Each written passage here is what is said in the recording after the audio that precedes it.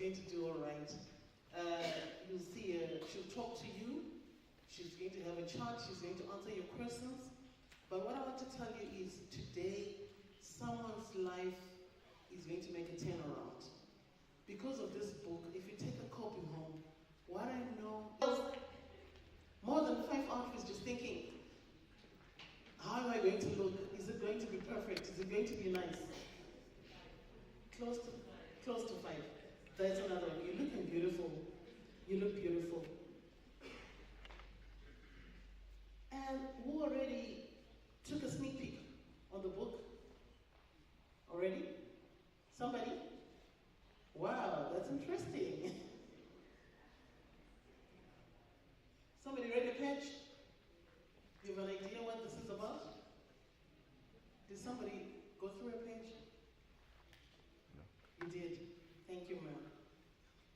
Yes, you. And who came with someone they had to almost drag or convince to come?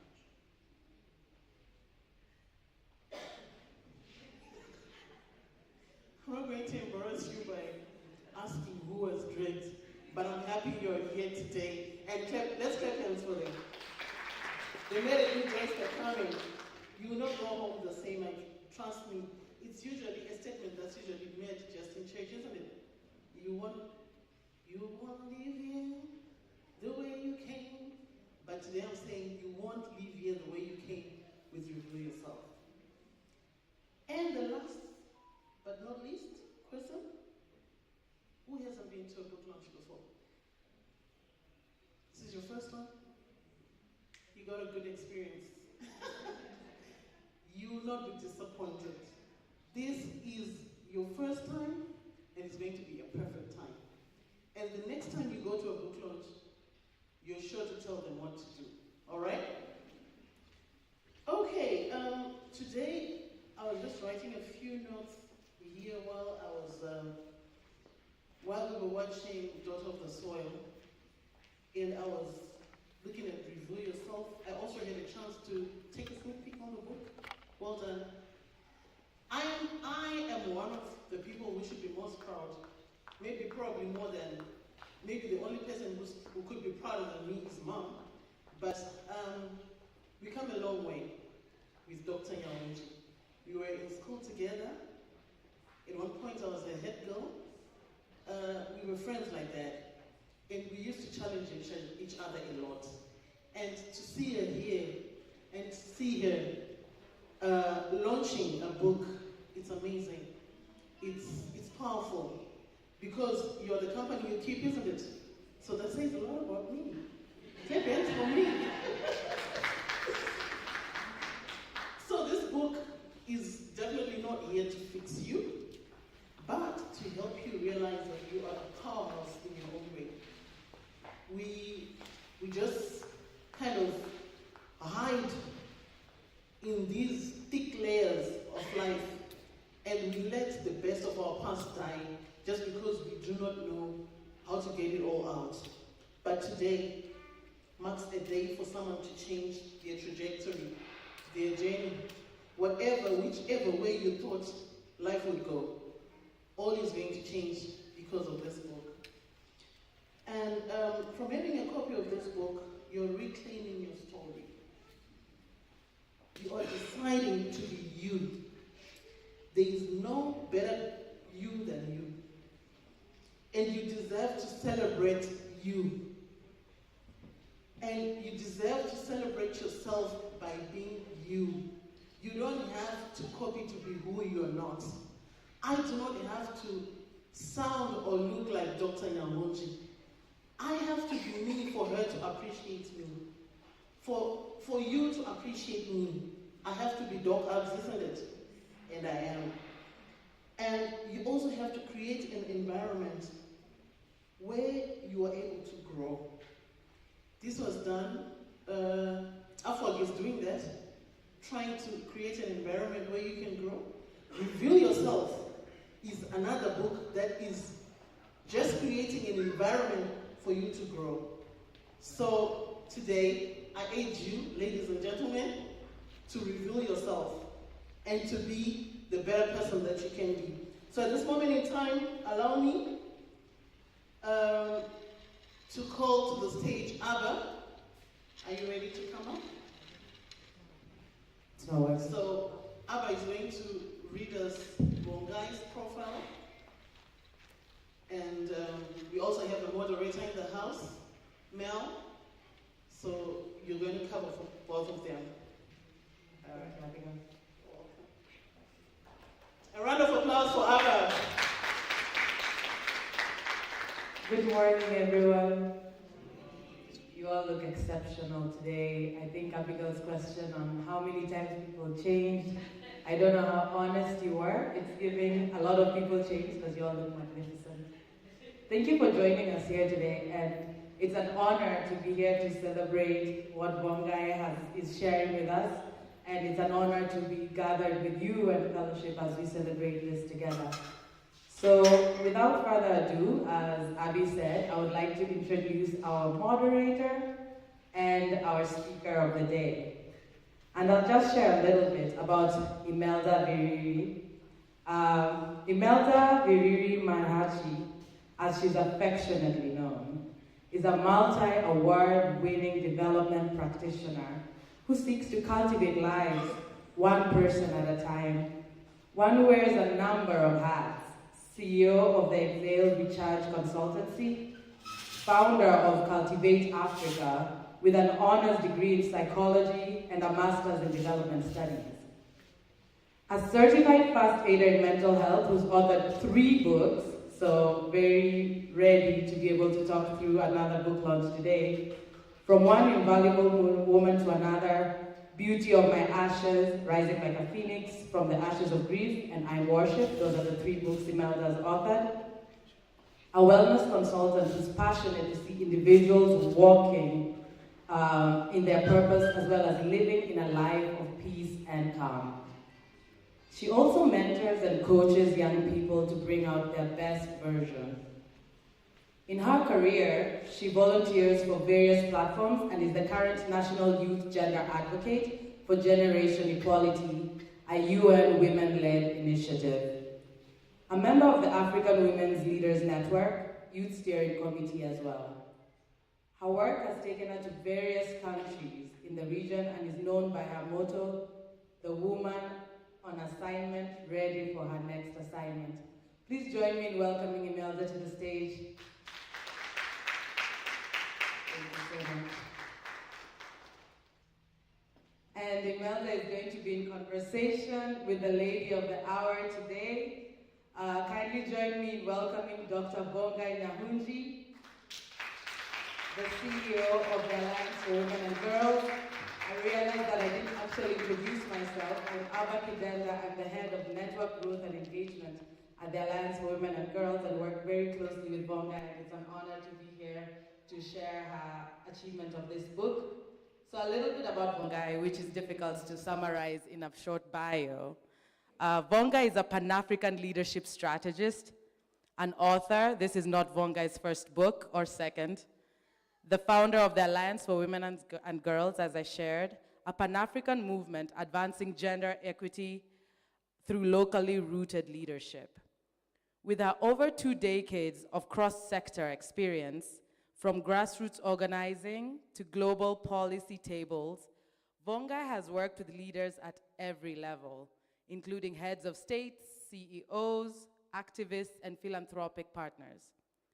She previously held several influential leadership roles across the UK and globally, including serving as the Chief Network Officer and the Head of Africa at Teach for All, where she led system-level partnerships across more than 60 countries.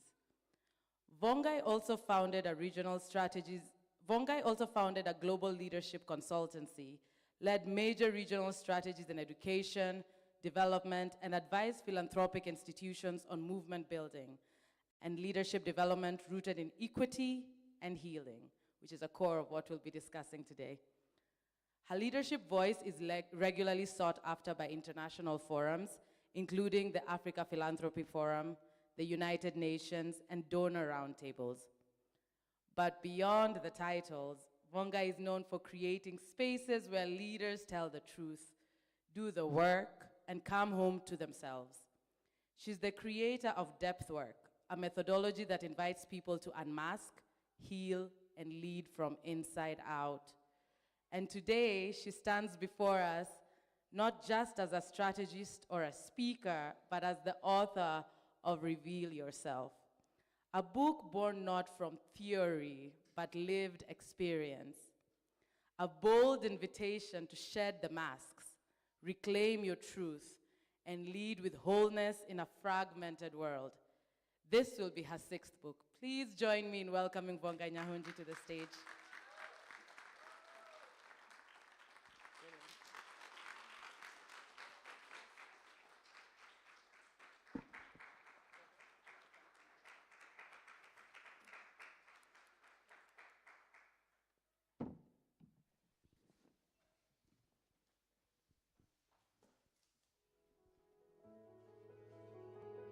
There are parts of us we have never shown to the world, not because they are not real, but because we were taught to hide.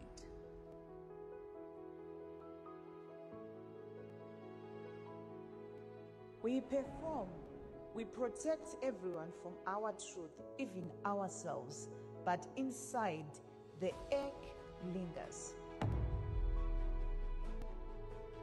The truth waits. It whispers, it aches to be seen. I did not realize how long I had been pretending.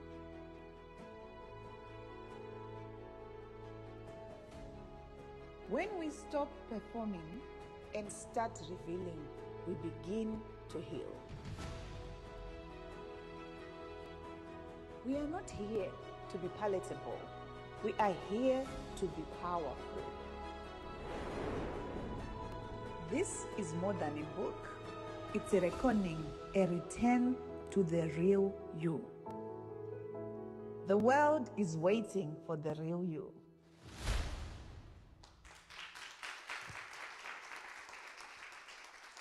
Amazing. We can keep clapping our hands. Good morning, everyone. It's such an honor to be here and sitting next to a phenomenal woman.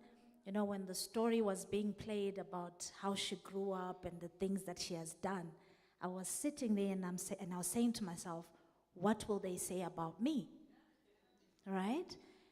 So maybe that's a question to you as well, to say when they play a video of you one day, what's your story going to be?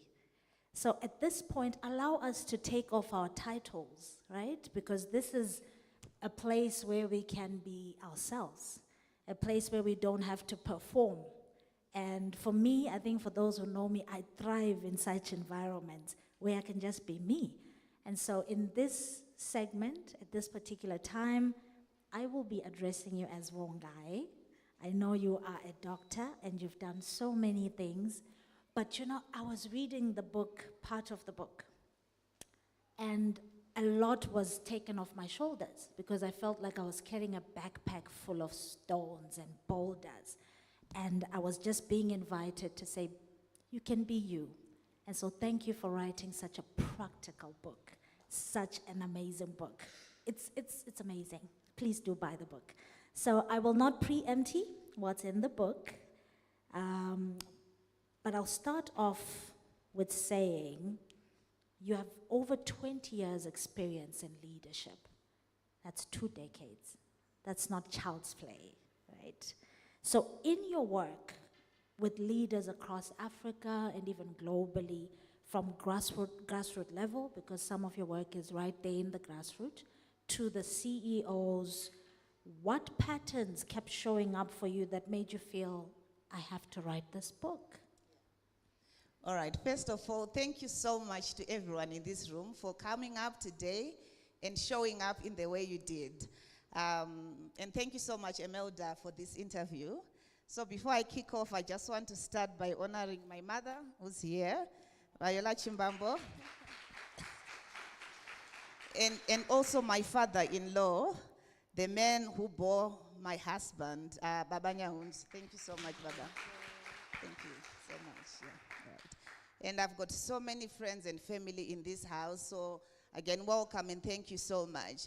I think if I come back to Imelda's question, I think one of the things that I realized, I think over the past 20 years, I've had the privilege of working with various people, from mothers who are not even going to formalized jobs, right through to heads of states and everybody else in between. And one thing that I kept seeing over and over again was that people would show up in a certain way on pulpits, on platforms, in various conversations, but when you dig deep behind the scenes, people were bleeding. Like recently, I brought together about 18 CEOs and change makers in Nairobi, Kenya, from across 10 countries on the continent. And those people have done amazing things. If you read their bios, they are some of the most phenomenal people. By the time we finished day 7, at least 14 of those people had broken down at some point. Some of them say they started the organization they are leading on either because they were sexually violated as a child and they are saying, you know what, now I want to do this work to ensure no other one does that. Some people were leading this work because they had experienced so much either trauma or rejection or some many unfortunate things. But because of where they are on the pedestal, sometimes they do not have the chance and the opportunity to say, but who am I outside of these titles? Or who am I outside of the accolades? You know, people, you can read the bio that you have read about me, but who is Wongai behind all those things? So as I started digging deep and seeing pattern and pattern and pattern image, I think for me that was one of the things that led me to say, hang on, can we pause and say, but who is that person behind the accolades? That's why I talk about reveal yourself. And if you operate from a place of healing, because those ladies, for example, that I was talking about in Kenya 2 weeks ago, when they started realizing, one person said, you know what, because of the work I do, I was a survivor of like war. I started working with my community, helping these young girls, helping everyone, but who is looking after me? And they realized that they were pouring from an empty cup. So I think the whole idea behind this work is, it doesn't matter whether you are not going to a formal job, whether you're a house girl, whether you are a CEO or the president. It's about how do you operate from a place of wholeness and authenticity. Yeah. If we were in church, we would say, Amen. You know, you say the statement in the book where you say the book is not discrediting what you have done. It honors what you've accomplished, but then it's inviting you to lead from a deeper place. You know, when I read that, I say, this is timely for me. Because many a times we wear so many masks, right? We just are hiding behind that mask. So the next question for me is, as you explain the concept of masks, which mask did you as Wongai find hardest to remove? Yeah, this one is an amazing one, and it's a sensitive one for me. So I think growing up, I can say my mother is here, you can hear that. I was the 4th born out of a family of 5, and I've got my auntie here, Mrs. Shava, who can attest to that, who's in this room. So because of how we grew up, I think 2 of my sisters, 2 of my older siblings, I think were academically challenged. My other sister got pregnant. So I became the 4th one in a space where from a young age, I had to be the stronger one for others and for the family. So I ended up having a reputation of being the stronger one. I remember my mother sometimes would say, you know what, Vungai mwana kanaka, I think you saw it on the video. So because of that, without being conscious, I started getting rewarded and praised for, oh, she's good.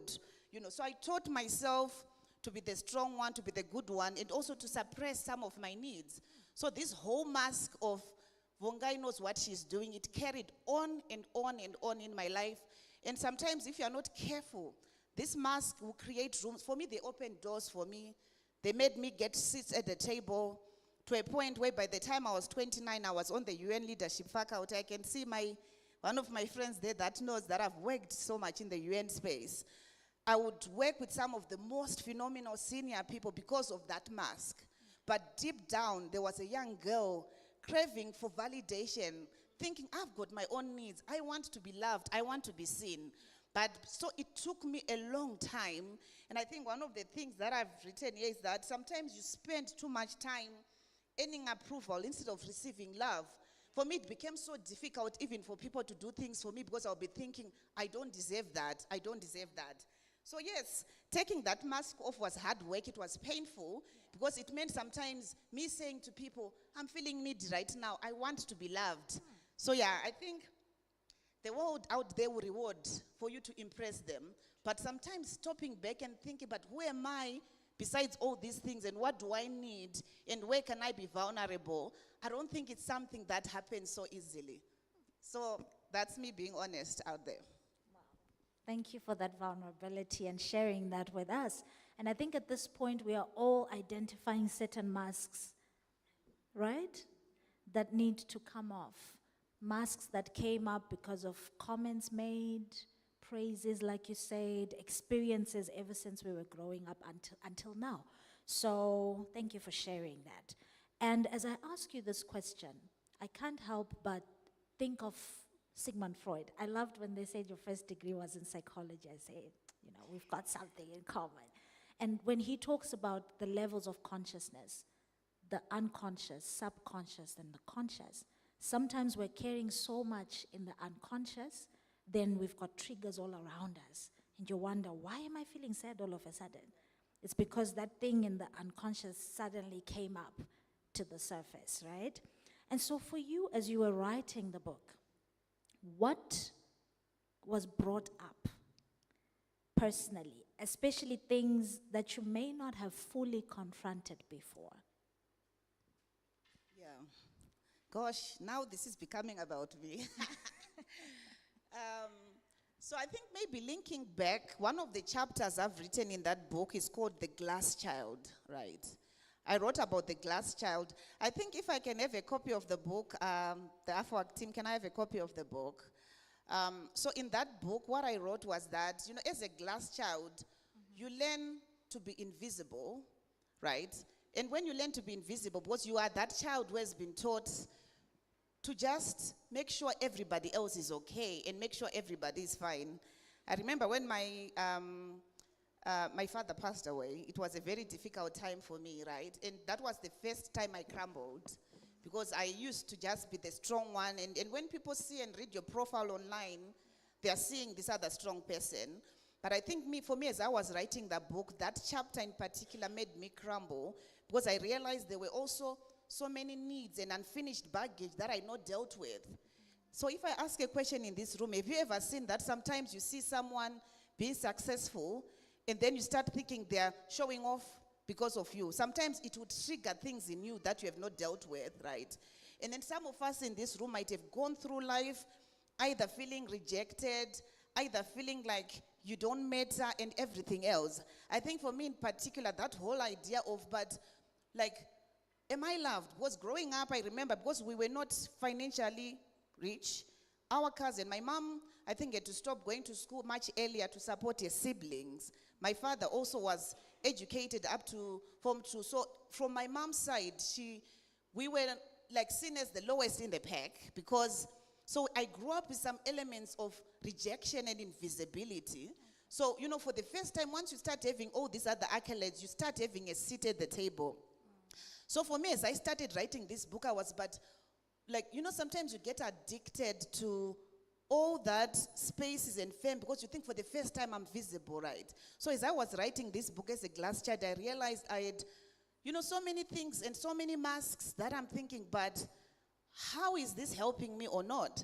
So I think back to the story of the growing up, I then realized, gosh, I had so much baggage, for lack of a better word, and I don't think I'd read the real version of me but who is Vongai behind all these other things? And I realized I had to not change who I was, but how do I come home to self such that you are not easily triggered, and two, you do projections.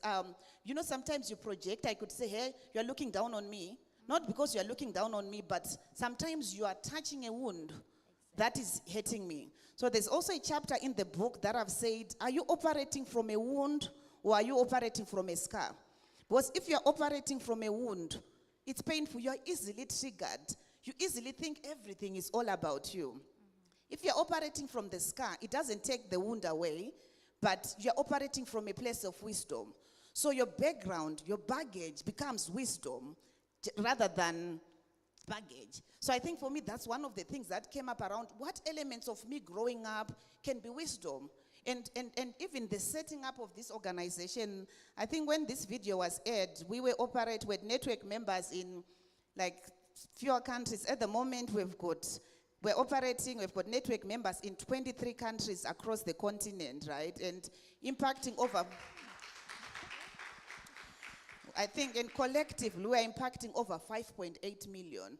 So for me, some of that past became like, how can I use some of my scars now to have wisdom, to ensure that if there's any other Bongai who is out there, who can go through what I'm going through, they will never be able to have to live that. So I think for me, I could safely say, thank you so much. I could safely say that was one of the things that I struggled. I remember having a conversation with my husband, broken, crying, and I had to leave, I think, for a couple of days, moving away from that book because I felt there were some things that were raw, but much needed. Thank you. Whew. Your book is deep. It goes deep into the spaces that we never want to confront, but it's necessary and we need it at such a time. I found myself even in the car park, I was asking myself to say, who am I really, you know? Because sometimes you are on autopilot. Like you said, you sit on certain tables, you feel the need to do certain things according to what people have seen before. But then changes happen. And sometimes your today might not look like your yesterday. So we might feel the pressure. Someone here might be thinking and asking that question to say, who am I? Where to from here?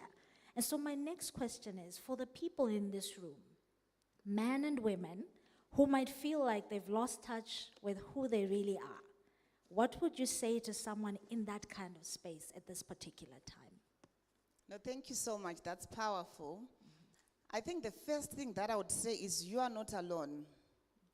You are not alone.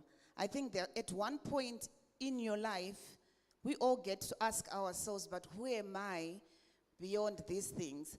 People used to think it's just midlife crisis, but what I've realized, talking to leaders across various perspectives, is that it will happen to the best of us at some point. And then, but when that happens, the worst thing that you can do is to either hide yourself or to think it's the world against me.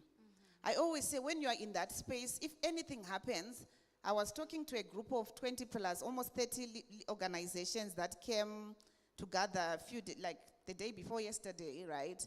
Is that when something happens to you, when you're in that space around asking, who am I? Like, take note of how you react to things, because it's data. It's a portal of information waiting to be heard. So for example, if you start to feel like, oh, I feel insecure, or what have I done with my life, or I'm regretting, start thinking about, but what elements of it is it asking me to look at? I always say to people, no matter how good you are, you can't lead people to a place of healing you haven't experienced for yourself, right? And many of us, we could be either in churches or pastors or leaders or heads of families. And until and unless you get to that point of where you want to experience healing for yourself, you will never lead people to the right place. And I'm not saying you have to move and get all the answers.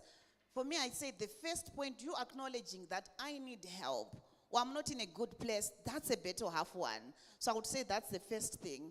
And then the second thing, think about who else. You know, we're operating in a church right now, and if I bring a church example, that Jesus, who was the Almighty, he had 12 disciples. And if you look at all those 12 disciples, they brought something to Jesus that was powerful. Some of them, I was saying, massaged his ego, like they would make Jesus feel needed, like the Johns of this world. Some of them were like sandpapers. They made Jesus think twice, like, because they would almost like be a sandpaper that is painful, but it would do something. Some of them were business people, so they would almost bring money and food on the table. Some of them were very entrepreneurial. Remember when that issue of feeding the 1,000, they went and they turned lemons into lemonade. So whatever it is, ask yourself, who in my life, right, is able to help me pass through this journey and this phase that I'm in. Human nature, we tend to hide because we think we are judged. We think people judge us. And for sure, sometimes people judge us, but it's their loss, not yours. So I'd encourage anyone in this room is acknowledge where you are. Think about who am I 12 in my life. I always say, if you look in your phone book and you realize everybody in your phone book looks up to you, think there's a problem. For me, it's about who can you look up to, but who also looks up to you, who can massage your ego, but who can make sure your ego is kept in check. So when you do that, you will never, ever be the same. So one of the people for me who is my sandpaper is my middle son. Like, he's 18. Ethan, we are so close, but he'll tell me things that I don't want to hear.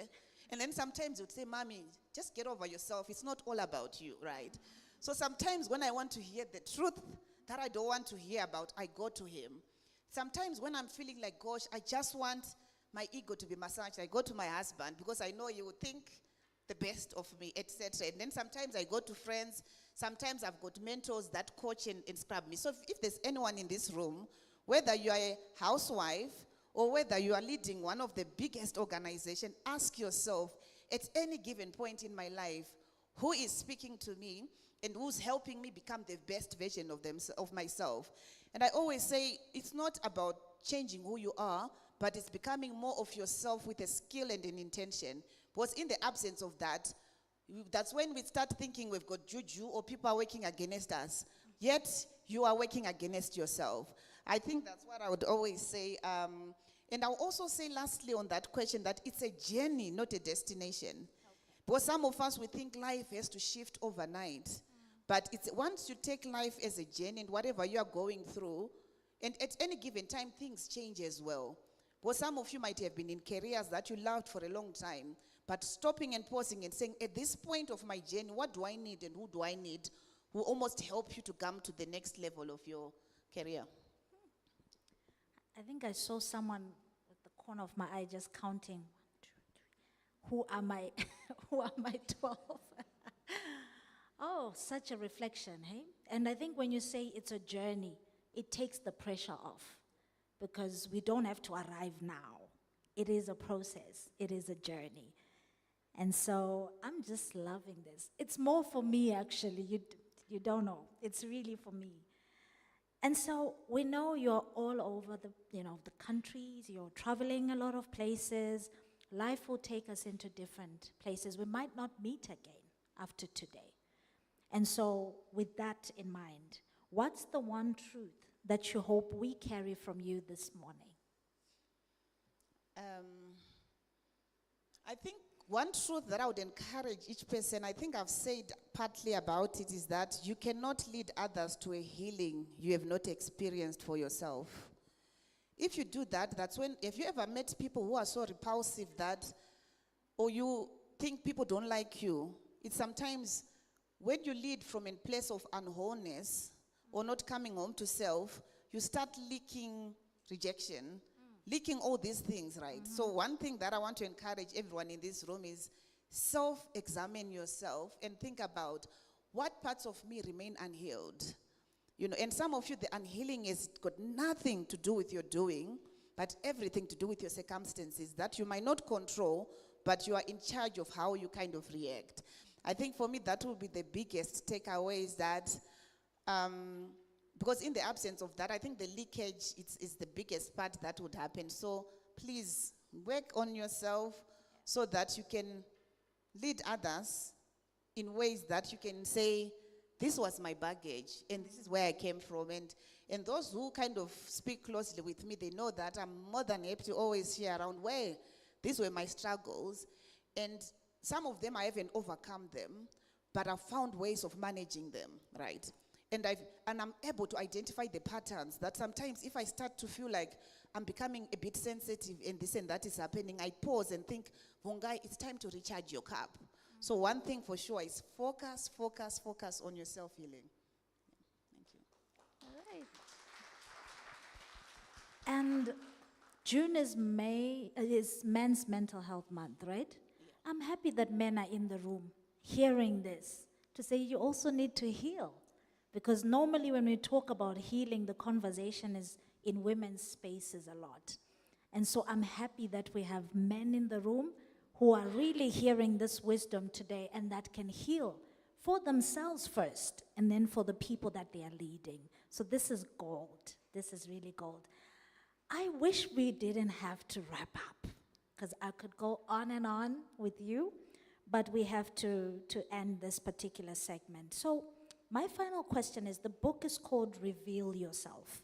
What part of you are you still learning to reveal? Again, we're throwing you in the deep. Okay, I thought you'd ask me a different last question, but No. okay. Yes, I think the part of me that I'm still learning to reveal is the part of me that doesn't always know, right?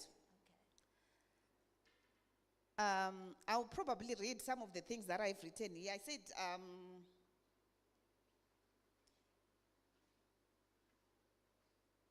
I think for me, the part that doesn't have always perfect answers, that's not polished, because for a long time, seats were created for me, paths were opened, because I was polished, I was nice, I was always helping others. But then sometimes when I question some of that, I realize I was operating not from a place of wholeness. So for me, sometimes now when someone asks me for help and I can't, I now pause and think, Vongai, are you doing this to be seen as the nice girl? Or are you doing this because you want to satisfy your need and your desire to be liked? And that's still a journey that I'm still on. Amazing. Please, a round of applause for Bongai. And thank you so much for such wisdom. I can't wait to finish the rest of the book because there's so much wisdom that I will also take into the spaces that I lead. Ladies and gentlemen, thank you so much for your attention. Over to you, moderator, director of ceremony. Thank you so much, Imelda. Thank you, Wangai. Maybe you can remain seated. Wow, how about that? That was quite a handful. And when you come back to the stage after this chat, you're like thinking over and over. All that excitement is gone. You're steady. You're really thinking. But my takeaway today was focus, focus, focus on yourself. Focus on revealing yourself. And let it be about you. So that you're able, you can't help someone when you have not healed yourself. So at this moment in time, I'd really love to thank Bongai and Imelda for a good segment. You took us there, back and forth. We were busy in our minds. But at this moment, I would really like for Bongai to read us a chapter of a book. Just a chapter of a book. And Imelda, I'm going to ask you to keep sitting there so that I'm sure the audience will also have a few questions, which I'd like you to moderate. Okay, over to you, Bongai. Thank you so much. A round of applause, ladies and gentlemen. Sorry, to the AFWAC team, which chapter did I say I was going to read?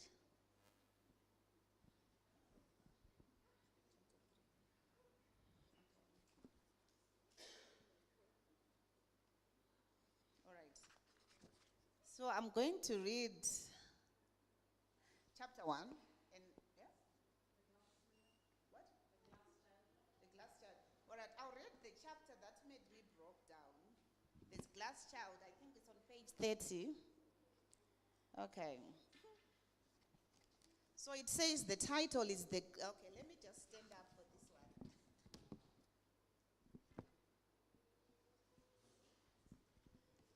All right, the chapter says the glass child within.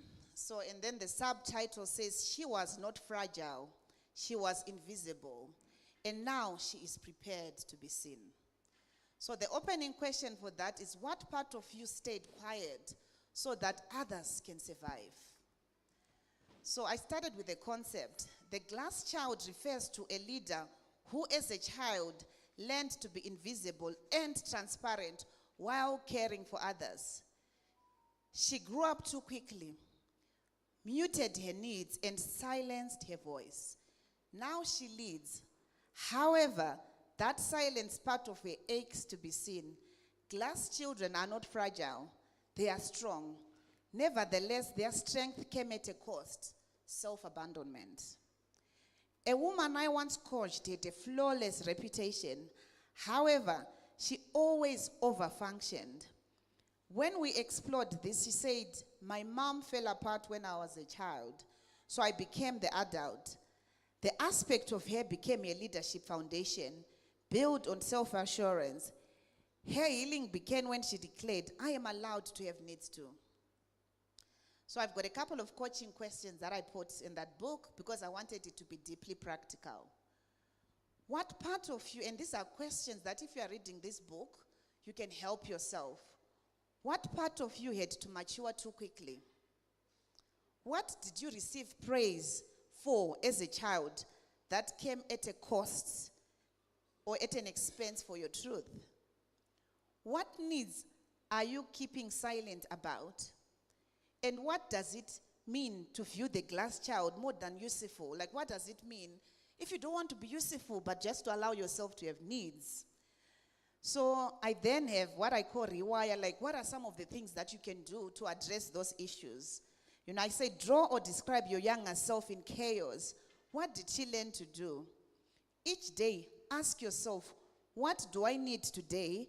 And am I permitted to express it? Then express it.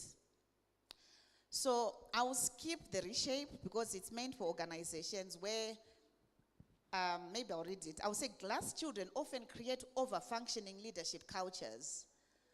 And question for leaders in this room who are leading teams. Where are you rewarding over-responsibility? What would it look like to normalize emotional truth and not just perfection? How can leaders foster environments that acknowledge everybody's needs? So on each chapter, I write what I call a voice note. So for the voice note for this chapter was, I was the one who kept everyone united. No one ever inquired about how I was. So I stopped asking to, and I stopped expecting anyone to notice my needs. Now I check with that little girl daily. She has needs, she has wisdom, and she is finally safe.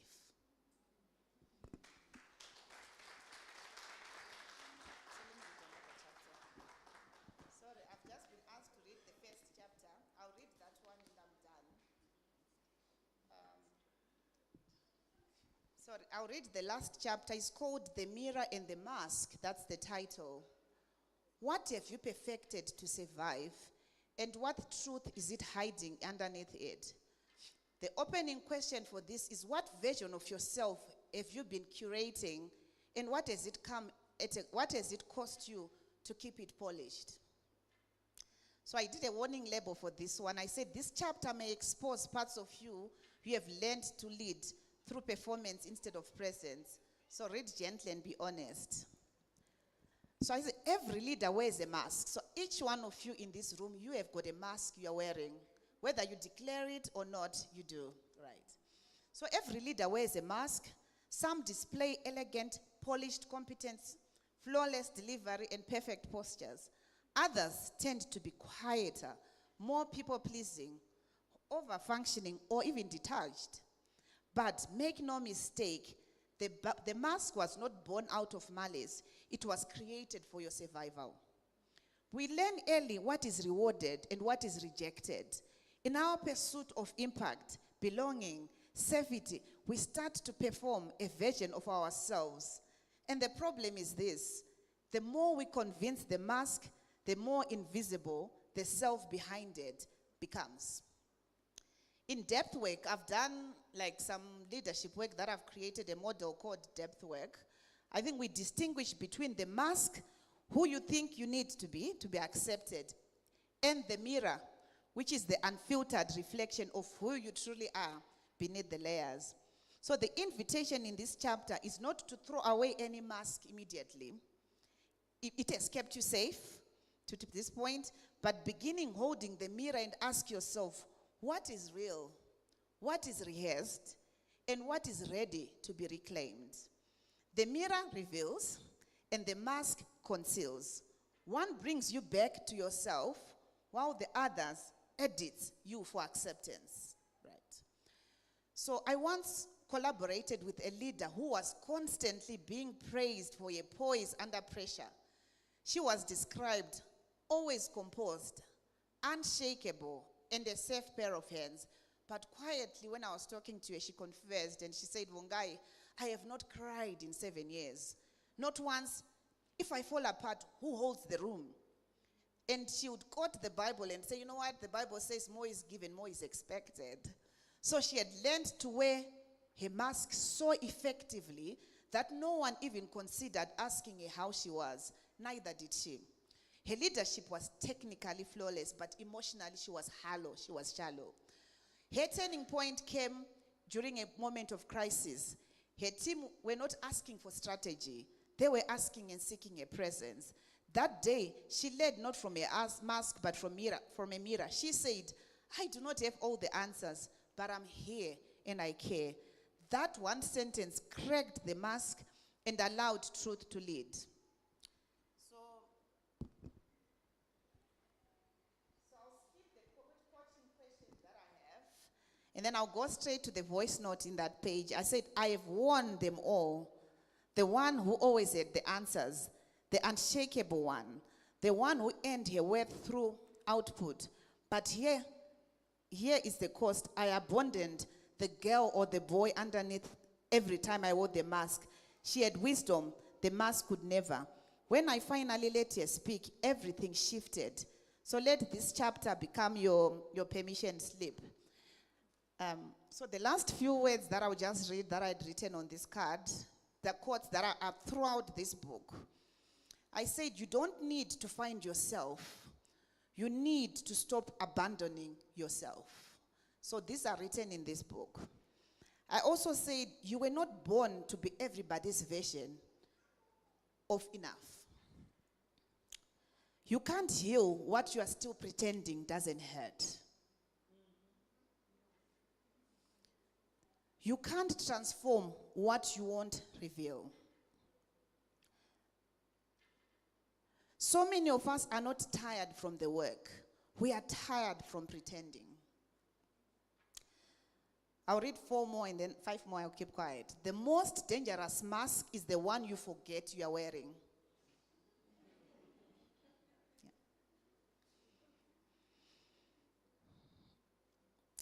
Being helpful to others is not the same as being known by yourself. You can't call others to freedom you have not tested for yourself. Liberation must pass through your own body before it can echo through your leadership. Some of you have got those titles, but you are not a leader. It can't echo through what you're doing. The unhealed parts of you will always find a way to lead, but often in disguise. The last one is the clarity you offer to this world is filtered through the noise you have not cleared within. So thank you so much.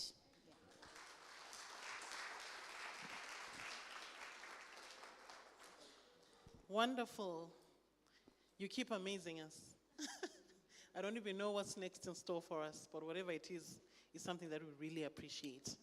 Was I wrong when I said someone's life is going to change today?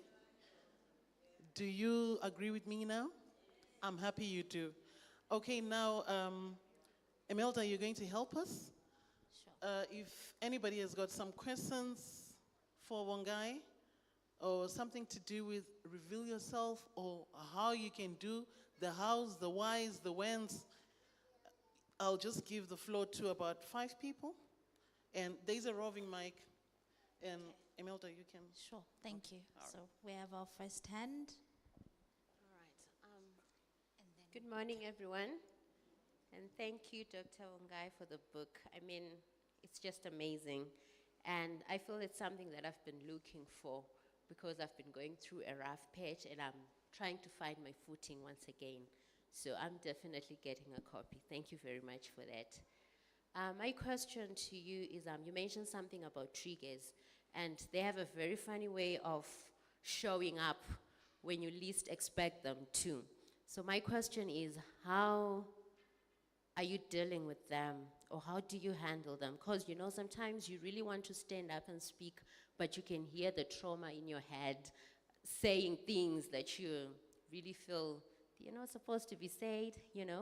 That's my question for you. And the second part is that in my work, I'm an academic. I happen to work with young women, and you find sometimes when they leave the university and they're joining the professional world, they find themselves stuck. They don't really know, how am I going to set the footing? How do I find a work-life balance?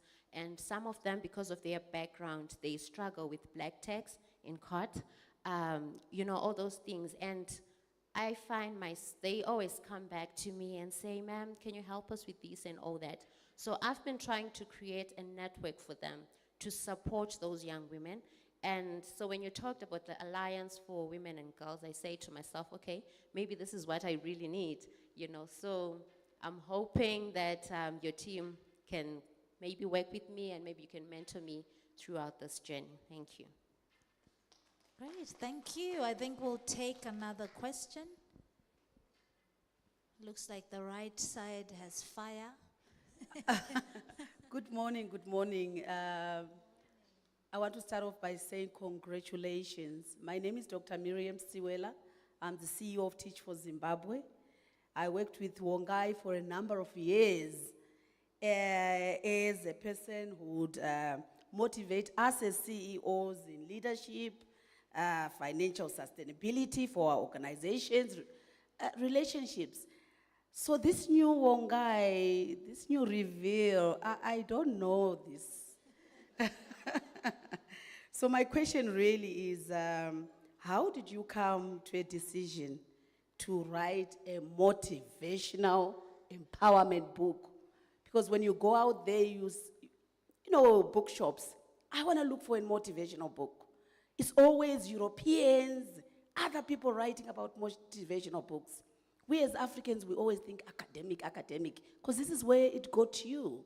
So my question is, I'm really quite shocked of this new person. Is this your future, motivational, or are you coming back again to leadership and so forth? Thank you. I will take it. One, the two. Okay, but maybe before you answer, Doc, she has always been there. No, thank you so much for the question. So maybe let me stand again. So I think if I start with my sister's question around your projections. Sorry, I didn't have a pen, so hopefully I can remember.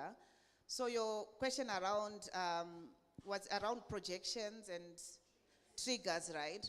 So we were thinking about how do you map them. Do you know, sometimes you can be your own coach.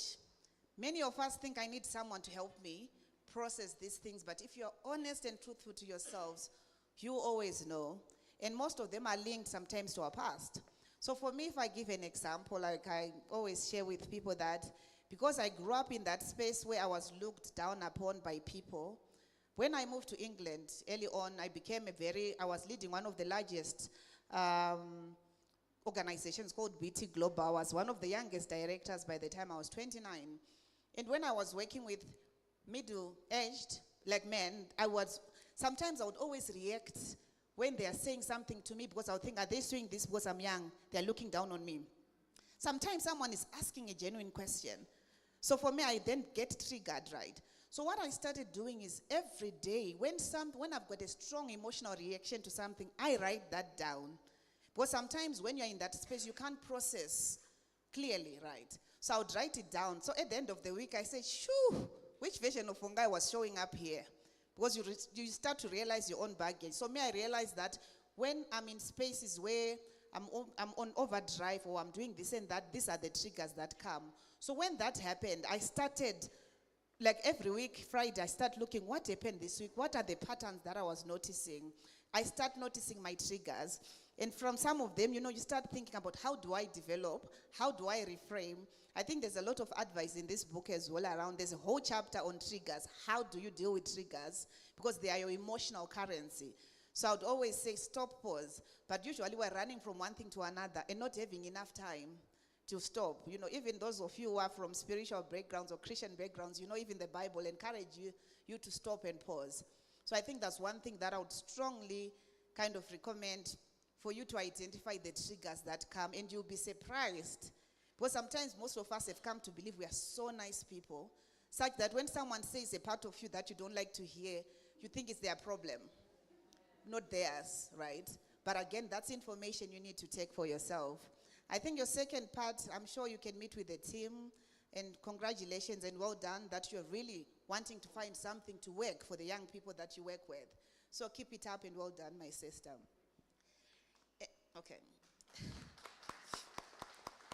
So now if I come to Dr. Miriam Siwela, I think, so I used to be a regional head for Africa when I worked with Dr. Siwela. I think my calling in life has always been, how do I help others become the best version of themselves? And this is my 6th book, and all my books have been in the leadership space. I think my first book was called Leading from Within, Shifting Perspectives on Leadership, because like I said, from the background that I grew up, I went on this fast-track trajectory, such that by the time I was 29, I started identifying myself with the accolades, with the Bongai, who was the first black African in a very white-dominated space to have influence. So that became my identity. But at one point, somebody says, I don't think I know you. Who are you? And initially, I told myself, she's being jealous because I'm young and I know what I'm doing. But when that noise cleared, I realized, actually, who am I? You know, what is leadership for me? How do I, you know? So from that perspective, that became the place where I wrote my first book around the self-work that I think, and every other book that I've written has been in the self-work. Apart from a book I wrote when my father died, it was about his life, and I can see some people in this room who kind of worked with him.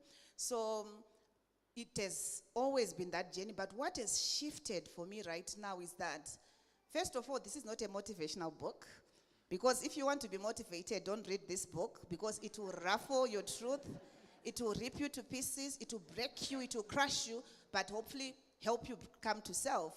Because self-help books, like motivational books, will tell you, Jesus walked on fire, yeah. Or they'll tell you how to feel good about yourself. But this book will help you look through the mirror. I always say, if I look through the window, I can see what's wrong with the world. But when I look through the mirror, it will tell me all my imperfections and all the areas that I need to shift in. So from that perspective, Dr. Siwela, I think sometimes I always say we all have got spheres. When I was in the role that we're together, I was a hard taskmaster, and I can be that. She knows that. And I think on the side to that, I thrive. But this book came when, as I was working in the gender space, like there's a lady that I work closely with. This woman has raised over 400 million for the organization that she leads. She has won every single accolade on this planet. She came to me, she said, Vunga, I'm crushed, I'm broken. So for me, I realized this story wasn't just unique to her. There are so many hundreds. I've coached, right now I've got 2 presidents that I work with very closely. One of them, very well known, they say to me, Vunga, I'm struggling, because I started working with them when I was on the UN leadership faculty before they became a head of state. So sometimes you know that many people are struggling. So for me, that's the thing that I say, that's the new version where I'm thinking, hang on. So at the Alliance where we work, we've actually created a leadership model called Leadership as Liberation. Because it's about how do you reclaim parts of yourselves. Because when you go to any leadership institution, you're taught about how to be confident, how to show up, how to make sure you know, transformational leadership, which are all fine. But that whole idea, if you look 90% below the iceberg, but how do you deal with your baggage? How do you deal with your rejection? How do you deal with thinking you're an imposter? We do not spend enough time for that. And I think for me, if the next phase of my life is based on making so much noise around, come back home to self, lead from a place of authenticity, I am prepared to do that. Thank you.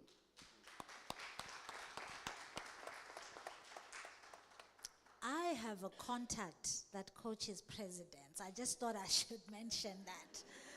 We're going to take 2 more questions. She had a hand up first, and then we'll come to you.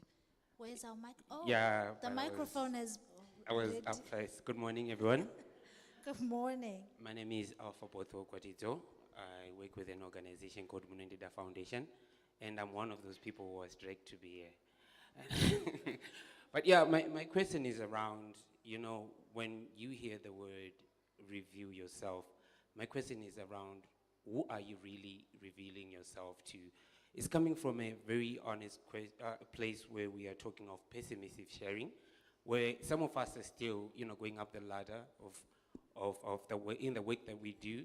And sometimes you would find out in revealing ourselves, there are certain people who take note of certain things, and they use that to attack you in the long run. So in revealing yourself, is that like an intrapersonal thing where you're revealing yourself so that you have a better understanding of who you are as a person? But then we cannot take away the fact that in the work that we do, like I'm in the development space, you are supposed to review certain aspects about yourself that help you connect with the people that you work with. Is it speaking to that as well? But thank you so much, Doctor. I'm a fan of your books. Yeah.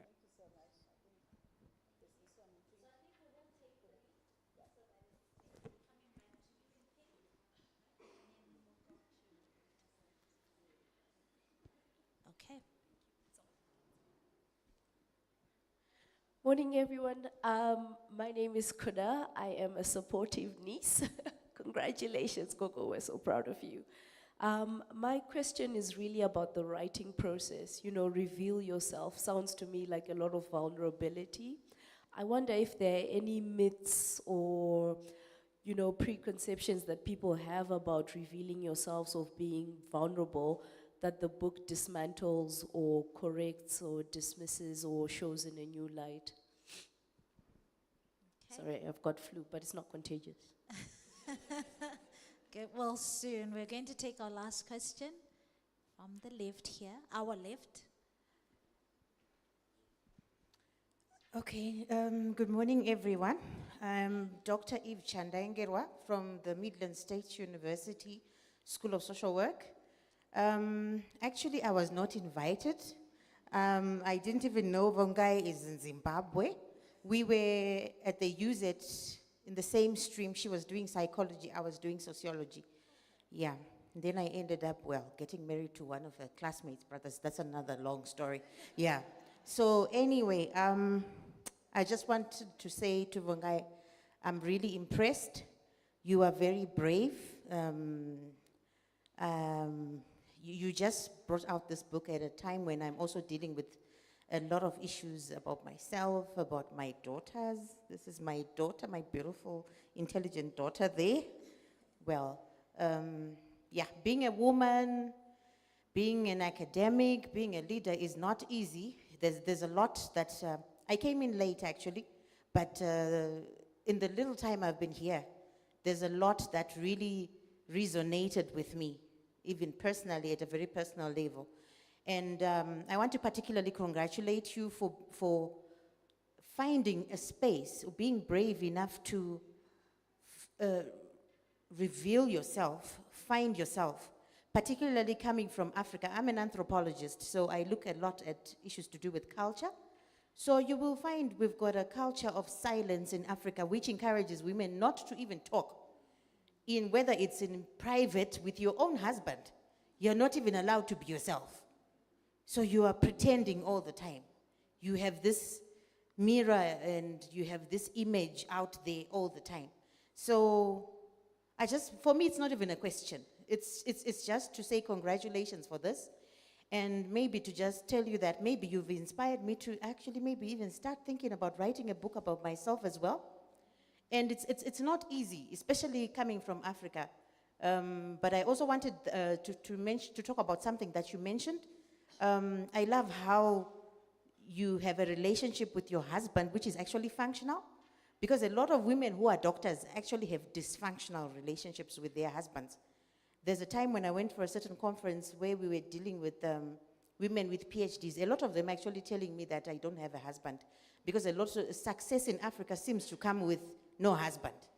And for me, it could actually be some truth that I might have to face at some moment. These are very real issues that I'm dealing with even personally right now. So, yeah. So congratulations for being able to balance that out as well. And I'm actually quite unpopular at Midland State University right now, because I transformed the gender studies module and put men in there. So I want the men to be there, because I think that is very functional. We want to see women who are not just successful in the workplace. We want to see women who are successful even in their relationships. Because women who travel all the time with work, their kids are buggered. It's not just them. It's also their kids. They have toxic relationships. So yeah, let's have more of these conversations. I would want to see you even on ZBC. I don't know whether you've been, but go everywhere. Go to churches, go everywhere and talk to women. Because there are things that women are just being silent about and they are not dealing with. Because there are not platforms for the women to be real, to bring out their real selves. Thank you. Thank you.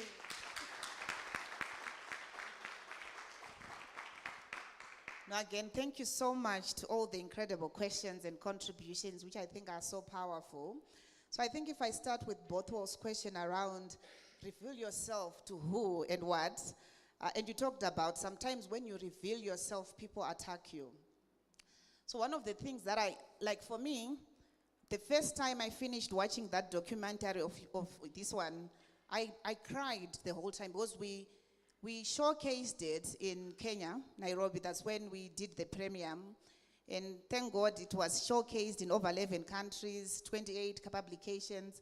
So I've been on some of the biggest screens. But I was crying the whole time. Crying because I was thinking, did I do a right thing to expose those parts of myself? Those people were thinking I'm Polish. They'll think this girl grew up poor and they'll look down on me, right? But then one thing that made me come home to myself is, you know what? When I showcase my vulnerability to you and you use it against me, that's your job. It says a lot about you than me. But the difference between you who's judging me and me who's not, I have come home to myself. That version of yours that I'm making vulnerable, it's my scar. There's a lot of wisdom, right? And I'm going to operate from a place of wholeness, right? So I think for me, that's one thing I tell myself. But I also saying timing is everything. So if you're that one person who goes every, hey, this has happened to me, this has happened to me, da-da-da-da-da. You know, sometimes you either make yourself vulnerable because you are not at that space yet where you can talk about whatever is going on for you. So I'd always say, first of all, start looking at the mirror and thinking about what parts of my background, of what I'm bringing, of what I want to reveal myself, can I deal with on my own? Where can I get help? I had to find professional counseling at that point. I always say to young people, I've been married for over 23 years now, and I've got a very healthy marriage. My father-in-law can attest to that, and my msukuru's there. It's because we have got a marriage counselor for years, not because there are issues. So there are times when we know I can go so far. So I'd always encourage, when you're in that space where you want to reveal yourself, think about what can I do on my own, and where do I need help from others to be able to go through what I need to go through. But what is the right timing, and what is my emotional state right now to kind of go through those things. But sometimes for you to also process that, you need someone else to be able to help you. And I think if you get a copy of this book, it has got a lot of questions and help that you can help yourselves. And I think that the second part of your Kuda talked about the process of writing and the dismantling. So for me, I think for me, many people come from this perspective of writing a book is very hard. And I did that at some point. We're going to do, like my husband opened this, he runs this publishing company called Inspire, right? So we realized many people were struggling, and the whole idea behind that is how do we demystify the whole process of writing a book? But for most people, they would think, but who wants to listen to my story? It's not good enough. So for me, the 90% of the battle of writing a book comes in the mindset. How do you ensure that regardless of your story, even if it speaks to one person, that's good enough, right? And then for me, when I write books, you know, sometimes it takes me 3 months to 6 months maximum. So what I do is when I'm going for walks, there's an app that I download called Dictaphone. So I just talk into it. I don't care whether it makes sense or not. I talk to it as if I'm talking to you now. So it will just talk, and then it will transcribe it into Word. I'll do that every day for an hour when I go for a walk. And then by the end of it, I could have 200 pages of information. So when I do that, I then lock myself. Friday to Monday, I go somewhere, start to go through the books, rearrange it into chapter, the different pages, what makes sense where. And then after that, who has written on this chapter? What's new? What's mine? What's other people's writing? And then after that, the process, it becomes easier. So once you've done that, you've done actually 90% of your manuscript. But the rest, we're going to have a 3-part series where we actually teach people how do you write books. Because I've realized so many people have got stories to be told. Stories that are, if someone hears it, they are so powerful. Even stories of talking about, this is what I went through. Because, narrative is everything. The narrative out there that is strong right now is if you're a single mom, if you're this, if you're that, if you're a strong woman, you cannot have it all. But if there's one thing that written work does, it shifts the narrative. So I think it's up to many of us to say, how do we want to shift the narrative on our continent, on what people say? And this book is not just about for women, it's for men as well. Like it's for individuals that are trying to do something in the world. So Kudam, Mzukuru, you need to come to your Sekuru. And then I think last but not least, I want to acknowledge what Dr. Chandavenger was saying. She's one of the brainies that we kind of grew up with. And she told me off for not inviting her. So apologies in advance. Yes. And I think I won't say much to what you have said, because in our culture, I remember growing up, it would be told, Funda, like don't say much, as a woman or as a man, try to make things work, which is still fine. But one of the things that I've realized in a healthy space is that when we do the work around liberation, for us, the starting point is what aspects of our culture do we want to heal from? And then you realize a lot of those things that were coming up, we're not coming up from our African culture around as a woman, keep quiet. It is legacy of colonialism, right? That were filtered, that when people were waiting for their white missionaries, etc., you had to be quiet and do as you're told. So once we start to unpeel those things, we start to question what's truly African, what have we been told to behave, and what are we echoing through other people? So that's a long conversation. I've written extensively actually on that, whole mindset, so we can share notes and see what we can do together. And what we've been so lucky, I think I've got an amazing team, is that if you go on some of our websites, we are everywhere. Like, we are in publications. I think even in Zimbabwe, I've been on ZBC, I've been on different platforms. But we are just trying to push this whole thing. It's not about all those things, but it's about how do we have conversations, even with each other. Because sometimes we then put a battle around, oh, but I don't have access, I don't know anyone. For me, when I started, I did not know anyone. I came from a position of, like, I think even Abigail, my head girl, would say, we were nobodies, we're unknowns. So sometimes do not minimize where you are. Yesterday, I was at Monondida Foundation, talking to some of the teen mothers, like I was in Mfako Kuadzana, talking to the teen mothers. And I said, no one will save you, right? It will start with your whole mindset around, you're desperate. For me, I was so desperate to change my life. I was so desperate. Thank gosh, I do not want to continue like who I am. And when you are like that, when there's a hunger, where there's a will, there's a way, and things will just shift. So on that note, allow me to now hand back the mic to the microphone to the MC, right? Thank you. Wow, thank you so much. I can never thank you enough. Imelda Wangai, Dr. Wangai Nyaunji. Wow. Thank you so much. This has been a great, great time. And I'm glad you all agree with me at this stage that it was worth it all, wasn't it? It was worth the coming. It was worth asking for a day off.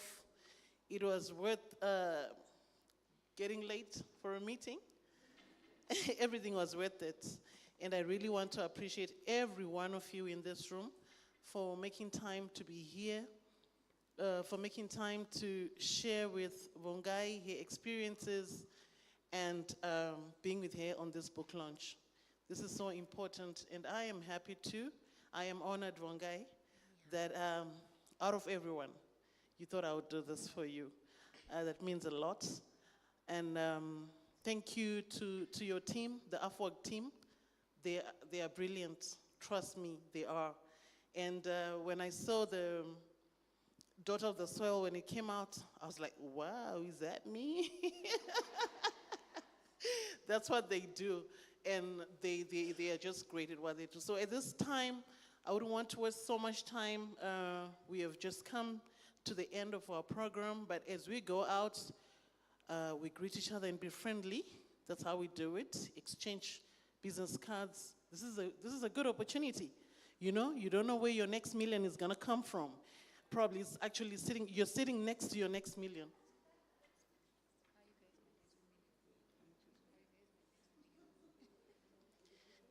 You're sitting next to your next million. So never take that for granted. Never take for granted the next person who's sitting next to you. Just yesterday, last night,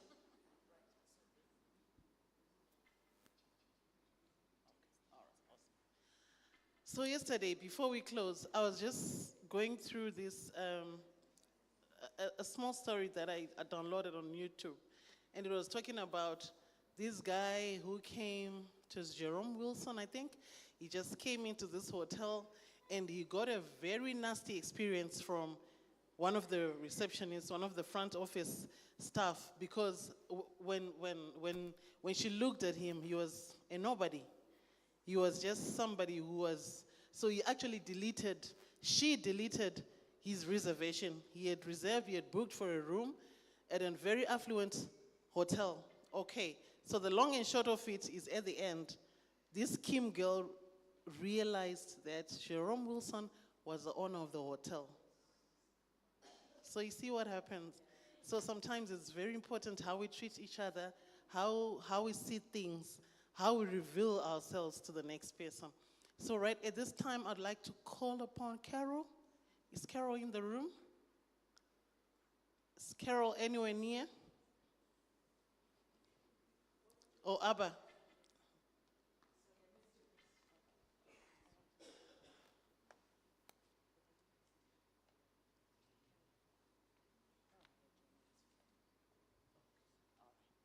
So, wow, this is nice. So today, the book is usually $40, but today it's going for the cool price of just $30. For everybody who came to the book launch, you're taking the book away for $30, and the journal is going for $15 today. So thank you very much for that honor, that we can get the book at a very reasonable price and take advantage of it, because next time you see it in the bookstore, you'll be like, I got mine for $30. I could have gotten it for a much higher price, but this is it. So the book is going for $30 today, $40 any other day, but $30 today. So let's greet each other and be friendly. Let's exchange notes. Let's exchange ideas as we all start on a journey to reveal ourselves. Thank you. My name is Abigail. It was such a pleasure doing business with you.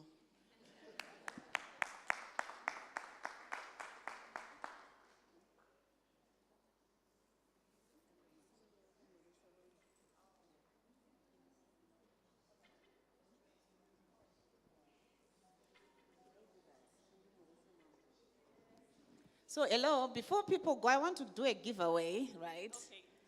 Yes, is it? Yeah. All right, you want to do it then? Yeah. Okay, there we go. It keeps getting better. So Bongai actually wants to do a giveaway. How about that?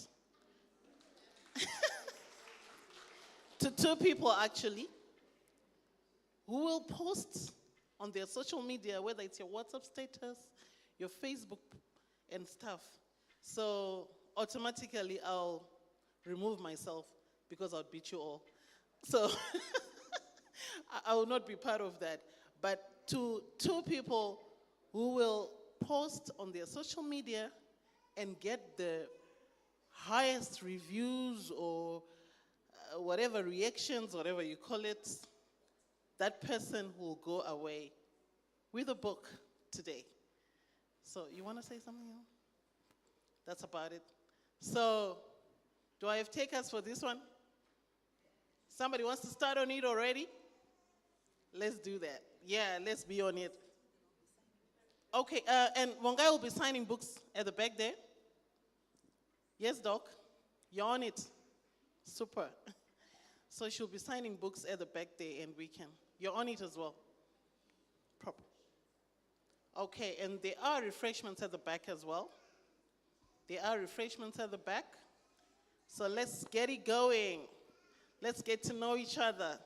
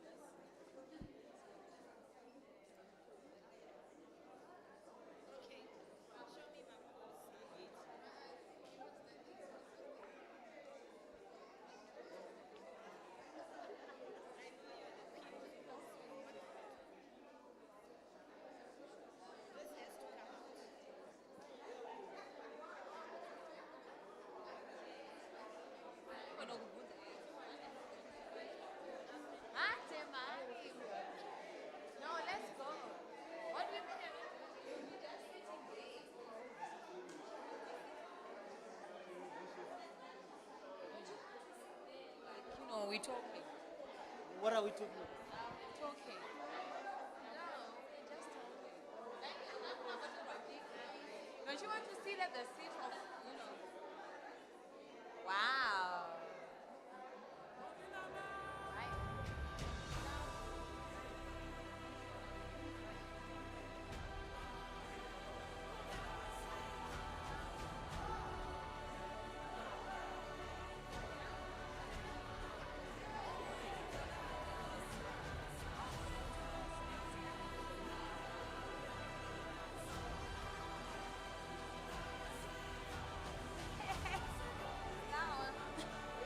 This is me.